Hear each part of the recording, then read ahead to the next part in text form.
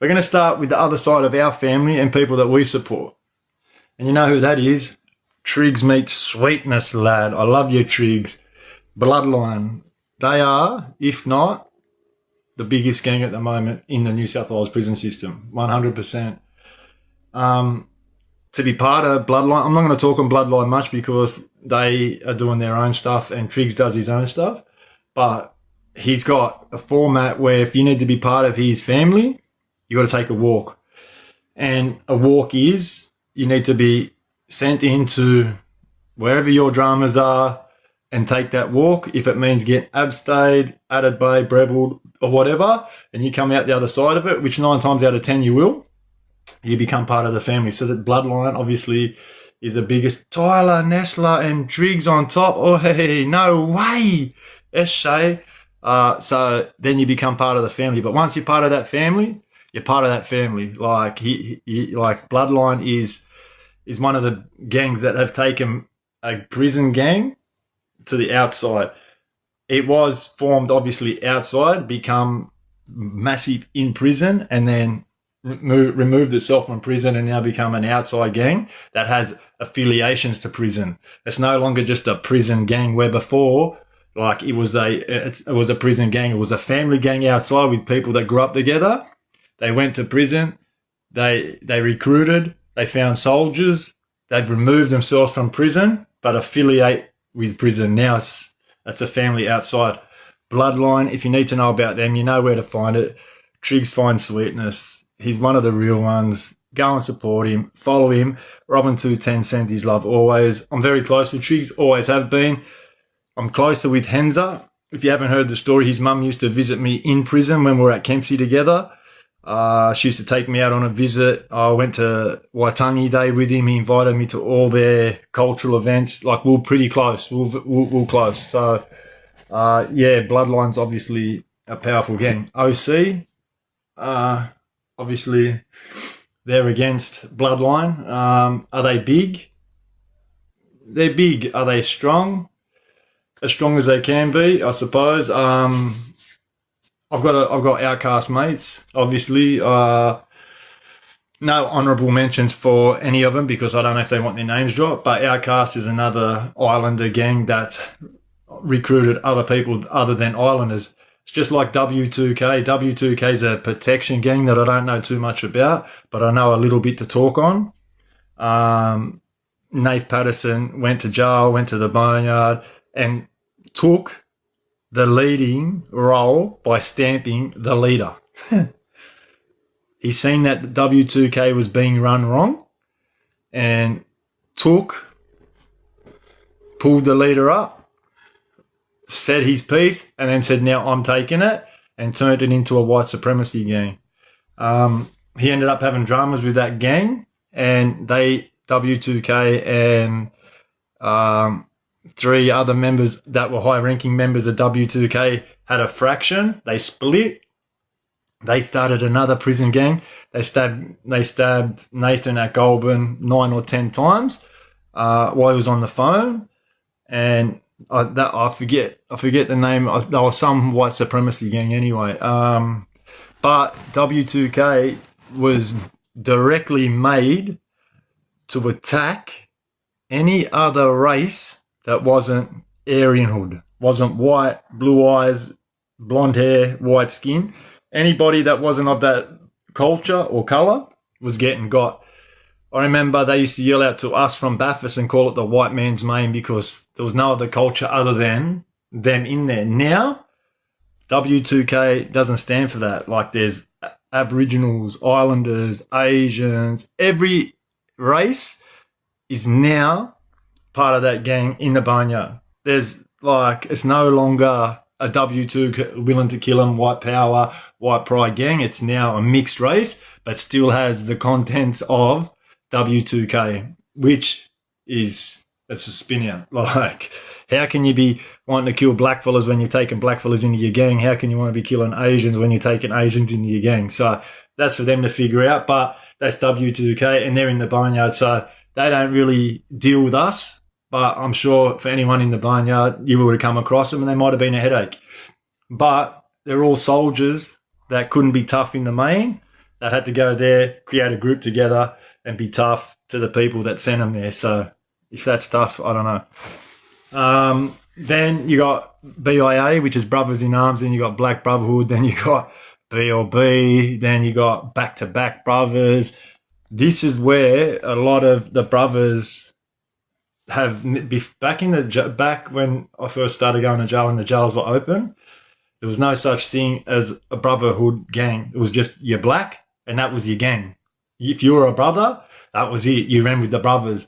Now there's so many brothers that are running against other brothers because of state, territory, city, country, last names, affiliations, whatever it may be, which has caused brothers to be fighting brothers in other jails. Like brothers are going to war with other brothers because of history, gang, affiliation, whatever it may be. BLB, Backland Brothers, they're big in Wellington. Back to Back Brothers are big at Clarence. The Brothers in Arms, who me, Terry Sampson, Pete Buchanan, Dougie Johnson, Phil Jarrett, Chris Gale, Pop, Trevor Thomas, Craig Lutt, like all the old school brothers.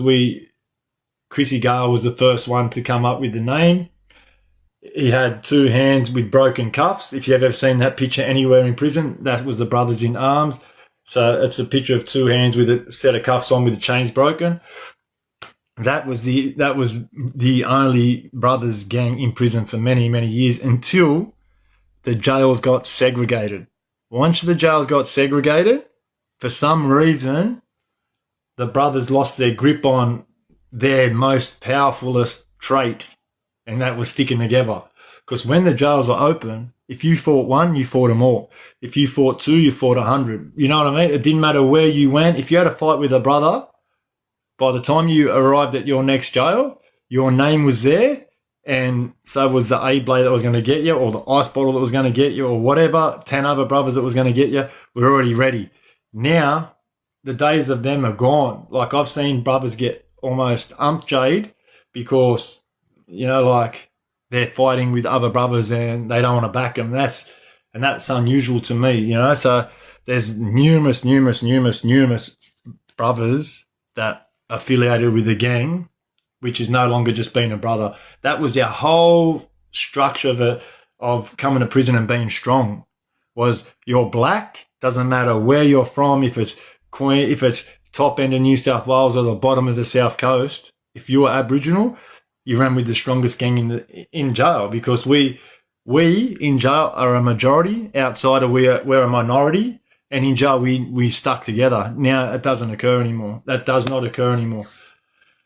Then you got obviously the Viettes. Now I don't know if the Viettes aren't 5T. They're not Singwa. They're not Black Dragon. They are now adopting what we once had, and that was culture.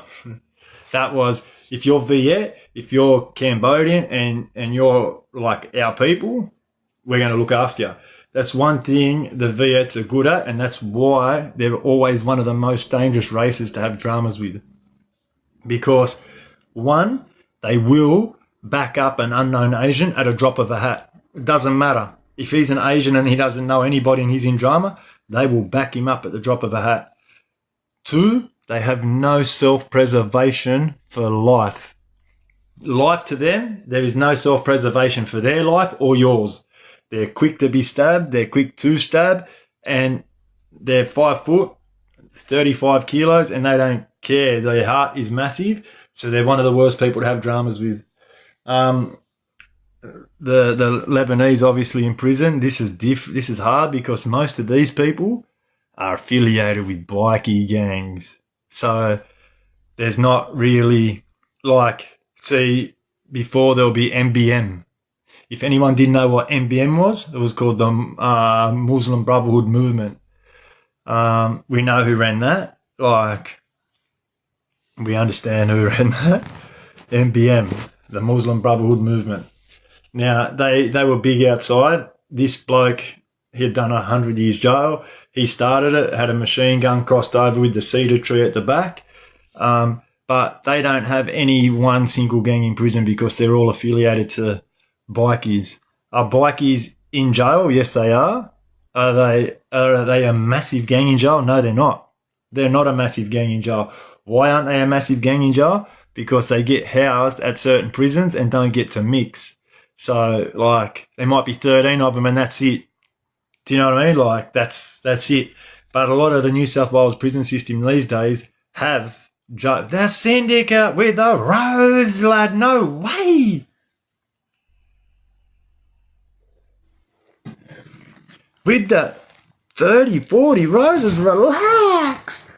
Oi, relax. I love ya. Aki, shukran, habibi. Oi, shukran. Oi, relax. But yeah, so bikies aren't powerful in jail. They aren't big in jail. Their gang status doesn't really mean much in jail. Oi, Palagi, Sosi, thank you, my brother, with the, what's that? Ice Cube, Eshay lad, thank you very much. Teddy, thank you very much. Josh is back, thank you very much for all the gifts, I appreciate you. But yeah, so the bikies, they're not massive in jail. Like, they don't hold much power, they don't hold much stature. And when you first come to jail as a bikie, you go on a thing called interview for placement. Interview for placement is IFP. IFP is minimal SEGRA order. Now, it's not a SEGRA order per se, but it's an order to say we're not letting you out of your cell until we do an interview on you and interview for your placement. We are going to interview for your placement. This also happens to Bloodline, OC, and other gang members that are prominent in prison. I can go to prison and they know that I was Trey of the Brothers.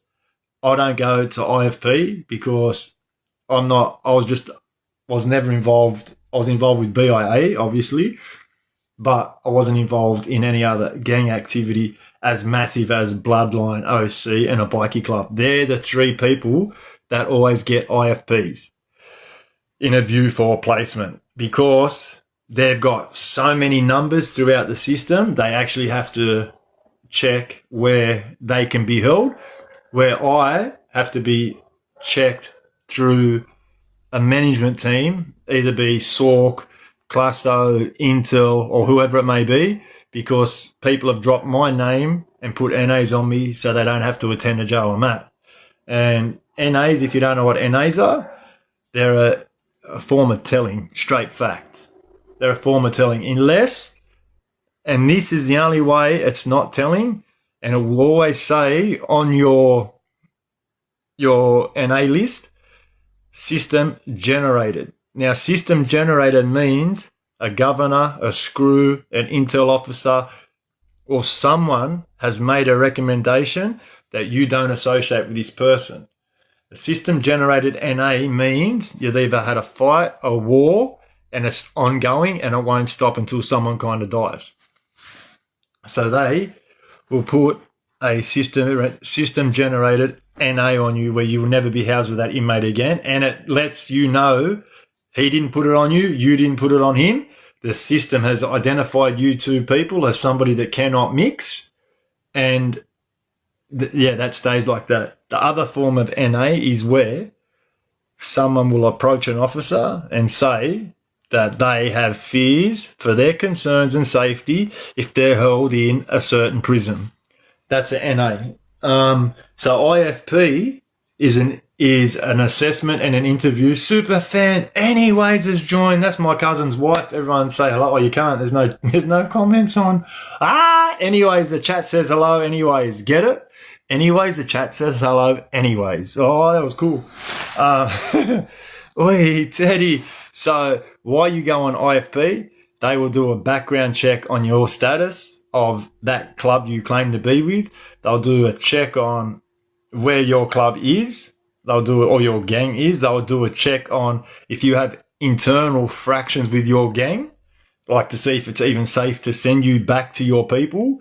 They will do a check on to see, like, if you've had dramas with other gangs in the past, be it outside or inside. And this interview for placement can last from 2 weeks up to 2 months. Like, once you're on IFP, you do not get out of the cell. You're held in Darcy or a Segro, if you're held in Darcy, you'll get out of your cell for an hour or two and then you'll go back. You'll get your exercise because you have a shower in the wing. You have a shower in the cell. So you'll get phone call access. You'll get a bit of yard time. Then you're straight back in. So it's like being either on NA or Segro in a wing. And that's IFP.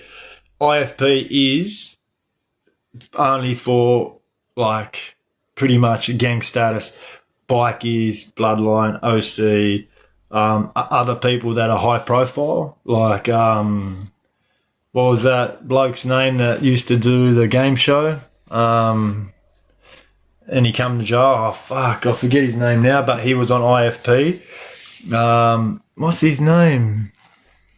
You know who I'm talking about. He done the game show and he was on Channel 7. So people of that nature that are high profile and have certain like charges, they go on IFP.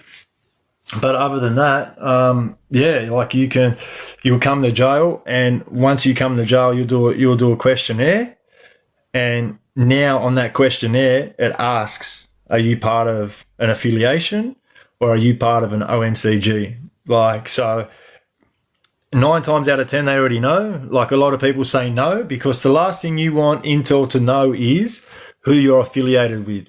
And this is what I mean about bikies. How people ask all the time, are bikies massive in prison? Are they tough? Are there wars? There's never really a bikie war. And are they tough? They're as tough as any other inmate really is, because when they get arrested, they nominate where they go. They actually nominate where they go. They cannot be classified any other place other than where their club is.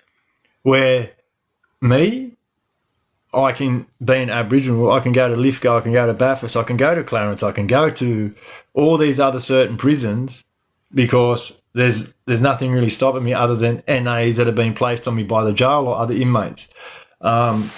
Bloodline now they've got a hard time going to places because the drama between them and the OCs and the way their initiation was for the walk has made it hard for them to go to other jails, because like they've got a name now and they know that they were starting to take over and become powerful. So they've now either in Segro or held in their certain jail.